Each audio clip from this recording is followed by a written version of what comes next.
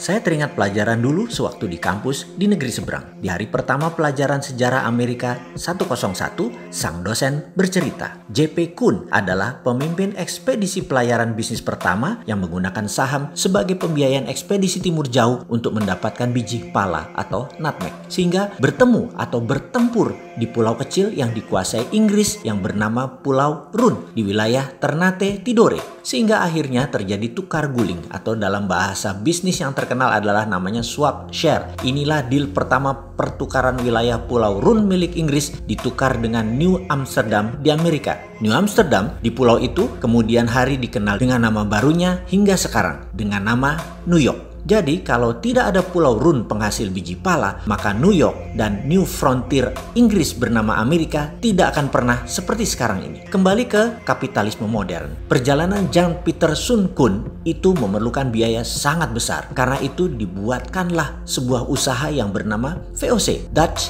East Indies Company, milik berbagai pengusaha Eropa berbasis di Belanda. Mengapa multi owners? Karena semakin banyak yang store saham, semakin kecil risiko yang ditanggung dalam perjalanan yang berbiaya sangat besar tersebut. Inilah asal muasal awal kapitalisme modern, yaitu modal bersama urun dana di bursa keuangan. Maaf, ini juga yang jadi alasan Santara lahir, berdasar dua pengalaman sejarah, Koleganza Venezia dan VOC-nya Belanda. VOC adalah perusahaan pertama di dunia yang menjual stok atau sahamnya agar bisa dimiliki banyak pemodal secara masif. Karena itu, mereka terdiri dari pemilik 17 pemegang saham besar. Beda dengan Koleganza, pemegangnya orang kecil. Oke, nanti kita jelaskan lengkap di chapter khusus untuk Koleganza Venezia ini. VOC juga perusahaan pertama di dunia yang sahamnya dimiliki oleh multi-international owners. Ditambah dengan 21 tahun pemberian hak kelola spice, rempah, menjadikan VOC adalah perusahaan mega korporasi pertama di dunia. Hak yang utamanya adalah mengeksploitasi rempah Nusantara. VOC menjadi model pertama di dunia atas mega korporasi yang merubah dunia bisnis, dunia finansial, dunia saham, bursa efek, dunia sosiopolitik ekonomi, military political diplomasi, maritime exploration, dan penjajahan ekonomi oleh perusahaan global. Sengaja saya menuliskan panjang sejarah VOC ini agar bisa mengingatkan dari sejak awal Endos Nesos ini berdiri. Negara kepulauan terbesar di dunia ini adalah ditakdirkan sebagai global player. Banyak peristiwa besar yang membuat dunia seperti sekarang ini dilahirkan dan besar karena Indonesia. Juga mengingatkan bahwa Indonesia itu dijajah oleh VOC loh ya, dieksploitir secara ekonomi sumber daya alamnya. Kekuatan militer Hindia Belanda di setiap wilayah VOC yang membayar